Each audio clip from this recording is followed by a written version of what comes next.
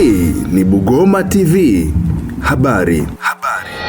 Sisi kama halmashauri tumeingia gharama ya kutoa fedha kwa ajili ya kuhakikisha kwamba kila nusu heka katika mashamba yote 240 yanapimwa, yanapewa hizo mbolea pamoja na vifaa vingine ambavyo vinahitajika ili kuhakikisha mkulima atakuwa analihudumia lile shamba lake la nusu heka yeye mwenyewe, na wakati huo akiendelea kulihudumia shamba zima yeye mwenyewe, ili matokeo atakayopata katika ile eneo la nusu heka baadaye sasa yaje yamuoneshe kuna utofauti gani kati ya nusu heka, kama angelima kwa hekari kwa eneo lote angepata kiasi gani.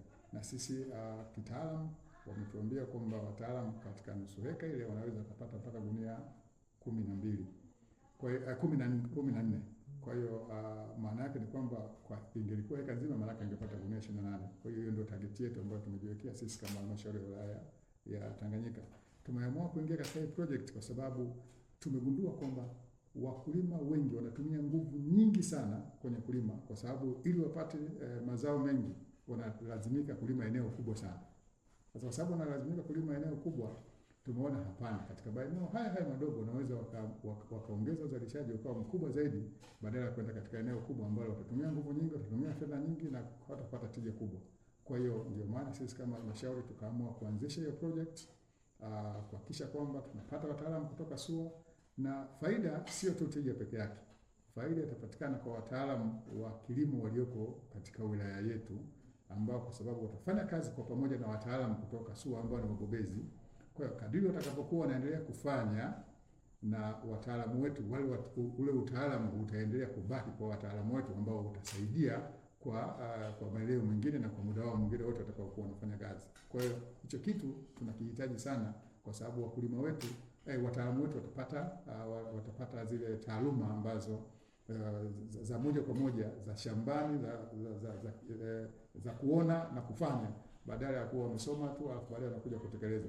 Na mpango wetu ni kwamba tukimaliza katika hizi vijiji 8, katika hivi vijiji 8 tutahamia tena kwenye vijiji vingine kati ya 12 mpaka 15, ili ndani ya miaka mitatu tuwe tumemaliza vijiji vyote 39, vyote tuwe tuna mpango wa kuongeza tija katika zao la mahindi. Ninaamini kwamba endapo tutafanikiwa kama tulivyokuwa tumepanga, tutabadilisha mindset na utaratibu wa kilimo katika maeneo yetu ya wilaya ya Tanganyika, na tutaongeza tija katika zao la mahindi. Lakini kama tutafanikiwa vyema zaidi katika zao hili, kwa sababu baada ya kupima ule udongo tumejigundua kwamba hata mazao mengine tunaweza tukayaboresha. Kwa hiyo tutahamia kwenye zao la biashara kama pamba, kahawa na mazao mengine na mpunga, ili kuhakikisha kwamba tunaongeza tija katika mazao ya kilimo katika maeneo yetu, ili uzalishaji uwe mwingi na bora kwa wananchi wetu. Na mmetenga shilingi ngapi katika hii phase ya kwanza ya mradi kuwasaidia wakulima?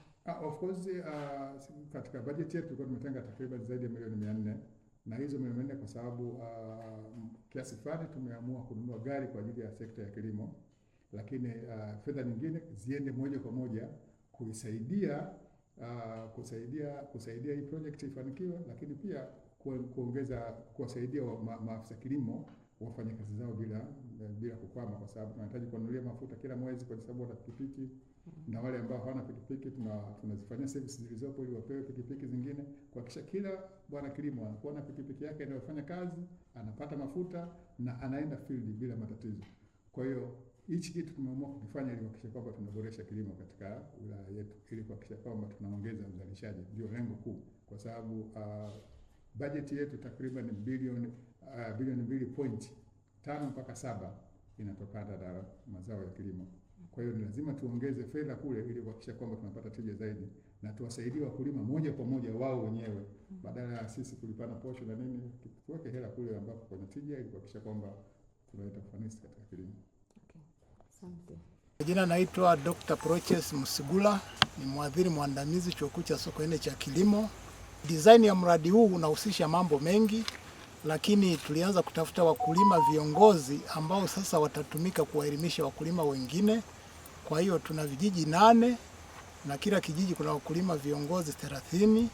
Kwa hiyo baada ya hapo tulisajili mashamba yao, tukajifunza hali halisi ya hali ya hewa na vitu vingine, tukachukua sampuli za udongo, tukazipeleka Chuo Kikuu cha Sokoine cha Kilimo kwa ajili ya taratibu za kimaabara. Kwa hiyo baada ya hapo tukarudi, majibu tukawaletea wakulima, tukaendelea kuwapa elimu. Kwa hiyo wakaanzisha haya mashamba darasa. Mashamba darasa kwa ujumla yako 240 katika vijiji 8. Lengo ni kuinua uzalishaji wa mahindi kutoka wastani wa gunia 3 mpaka 7 kwa ekari kwenda hadi gunia 28 hadi 30 kwa ekari moja. Mradi huu unatekelezwa kwa ushirikiano wa halmashauri ya wilaya ya Tanganyika, ikiwa na maana kwamba wataalamu wake, lakini viongozi wa vijiji husika vile 8, lakini pia Chuo Kikuu cha Sokoine cha Kilimo kikiwakilishwa na mimi Proches Msigula pamoja na mwenzangu Danieli Nunda. Kwa majina mimi naitwa Abdalla Rashidi Kalanga, ni mkulima wa kijiji hiki na tuliteuliwa watu 30 ambao tutakuwa na mashamba ya mfano katika kijiji hiki.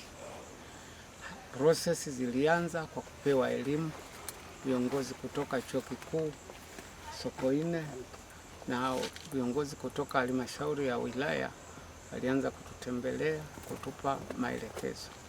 Baada ya hapo walikuja wakapima, wakatumia udongo nini, kila kitu wakamaliza. Matarajio yangu kwanza, hata mimi saizi nafurahi kuwa shambani muda wote, kwa sababu tu nikifika shamba naona hali ya hewa ni nzuri, sivyo kama ilivyokuwa zamani. Nafikiri hata wenzangu watajifunza. Sisemi vibaya, zamani tulikuwa tunalima, unaona kama mwenzetu pale, na sisi ndivyo muhula ulivyokwenda. Hatuna utaratibu tupalie wakati gani, tupande wakati gani.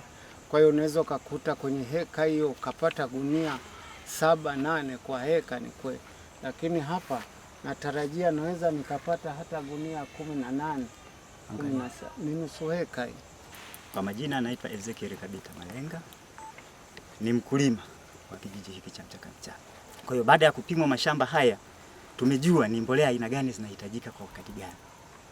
Kwa hiyo faida kubwa ambayo tumeipata ni hiyo, kujua uwezo wa ardhi zetu, lakini pia ni mbolea zipi tutumie. Hicho ndipo tumefaidika sana. Hii ni Bugoma TV habari.